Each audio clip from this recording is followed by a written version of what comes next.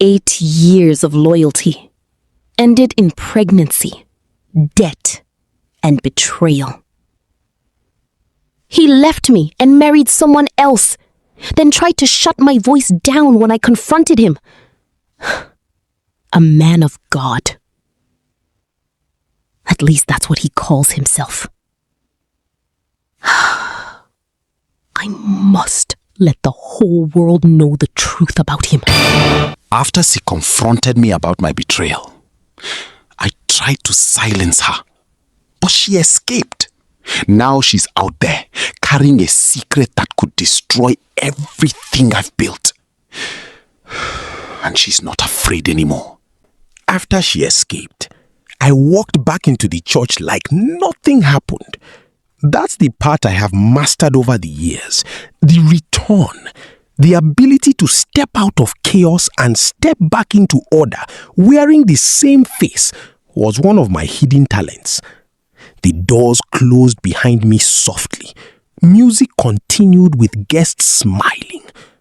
My bride stood at the altar, glowing in white, waiting for me like the world outside those walls had never existed. I straightened my suit, lifted my head, and became Pastor Daniel again. That was when my phone vibrated. Once, then again. I didn't want to check it, but I did anyways. It reads, "If you knew I was never the woman you would marry, why did you make me trust you? You took all my savings and leave me pregnant without no one to turn to. And as if that wasn't enough. You tried to silence me with your unborn child.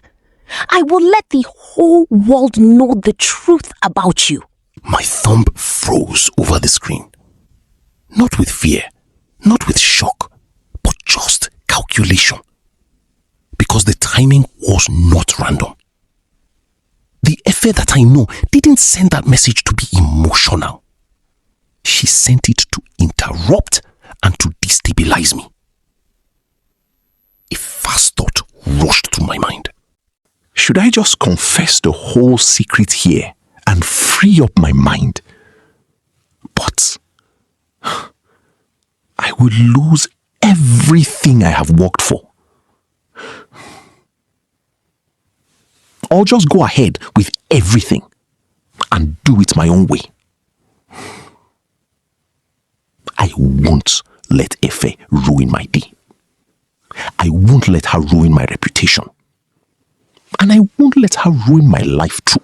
She can't expect me to choose her, that is 35 years old, with several abortions that she has done for me. She doesn't have a good business management value, spending all her money on me like I was begging her for it. And I am not even sure if the pregnancy she is carrying is mine. I can't choose her over a young medical doctor like my wife, my 24-year-old baby with a good value. And even though she sacrificed a lot for me, it was just out of love. I owe her no loyalty or marriage. And before she exposed me, I will do my own way. I couldn't afford cracks, so I locked my phone screen immediately and slipped the phone into my pocket like it never existed. Because in my world, if you don't acknowledge something, it has less power. That's what I told myself. The music shifted, the procession resumed, and I started walking towards the altar, towards my bride, towards my beautiful medical doctor, towards the woman that makes me smile, towards the woman my heart beats for, towards the woman that captured my heart, and towards the life I had carefully arranged to look untouched. But something had already changed. Not outside, but inside. When I reached her, my bride smiled at first. Then she looked at my face and the smile faded slightly. Not gone, just unsure. "Daniel?" she asked softly. I nodded. Quick. I'm fine, I said. Too quick, and she noticed. I could see it in her eyes. The pause that didn't belong there. The way she studied me like she was trying to match the man she knew with the one standing in front of her. The ceremony began anyway. Words were spoken about truth, about unity, about trust. Funny how those words can still be said when the truth itself is already under attack. I repeated my vows perfectly, my voice steady, my hands controlled.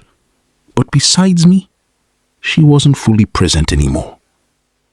Her fingers tightened slowly around mine. Not for comfort, not for love, but questioning. And every few seconds, her eyes returned to me as if listening to something I hadn't said out loud. When it was time for ring, I felt her hesitation before she even spoke. And when she finally said her vows, her voice was steady, but her certainty wasn't. As we turned to walk down the aisle, the church erupted in applause. But my bride leaned slightly closer, not smiling, not celebrating, just observing. You were gone for a while before this started, she whispered. I kept my expression calm. I was handling details, I replied. She nodded slowly, but she didn't look convinced. And I understood. Standing there beside her and walking through applause and celebration.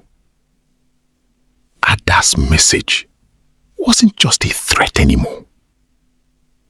It was a seed. And it already found some way to grow. Because no matter how perfectly I returned to the church, something had already followed me inside. And as the applause followed us out of the church, I kept smiling. One of the members even walked up to my wife telling her how lucky she was to be my wife.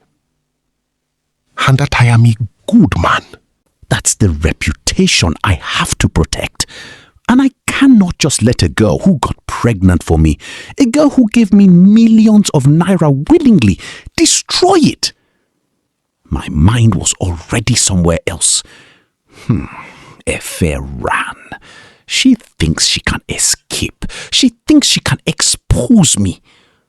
Run as far as you want, I muttered. I will find you. I won't let you ruin my legacy and reputation that I have built for years and walk away. After the wedding, I and my wife were on our way back home when she said a pregnant woman asked her a very shocking question when she wanted to march in for the wedding. What did she ask you? I asked my wife. She asked me whether I really know the man I'm getting married to. She also added that I should be very careful. Then she walked away.